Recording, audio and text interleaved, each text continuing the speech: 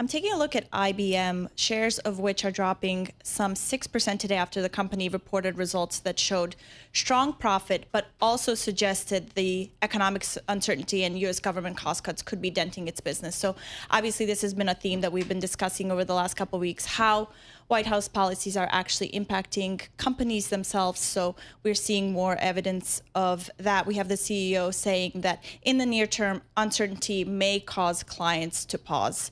And obviously, IBM has been working to transform itself over the last couple of years. Shares had been doing okay up until this point. They were up some 12% for the year, so holding up a little bit stronger than the market overall. But we do see shares declining today.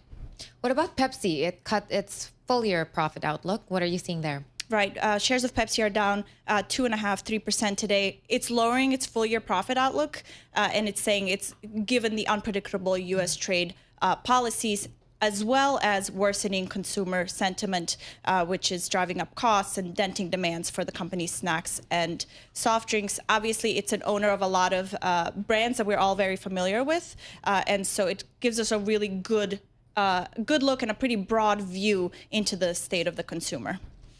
Isabel and Valdana, are you soda drinkers? I'm not Sparkly much of a water. soda drinker. Yes, sparkly water. So The you're one not like a upstairs. Coke versus Pepsi. You've got a big opinion. But if I were to choose, I think I like Pepsi more. Is that right? Okay. I would I'm a choose Coke Coke, I person, but think. I'm not.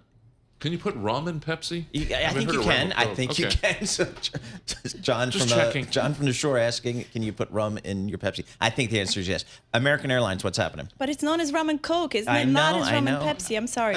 American Airlines shares are down 0.5% today. It withdrew its full year earnings outlook, and it's obviously joining a growing number of companies that are saying that unease about the economy is making it difficult to make forecasts on how the rest of the year will be playing out. Last week, we had United Air taking a very unusual step in offering dual earnings forecasts. So one for a stable environment and one for a reduced one based on the presumption of a recession. So again, just coming back to that theme of how policies are actually impacting companies and what they're saying on their earnings reports on how they're seeing things play out. Yep, a lot of uncertainty. That's the key thing that we're hearing from some of these companies here as they report their earnings. Valdana Heinrich, thank you so much for joining us. Valdana is a cross-asset reporter for Bloomberg News.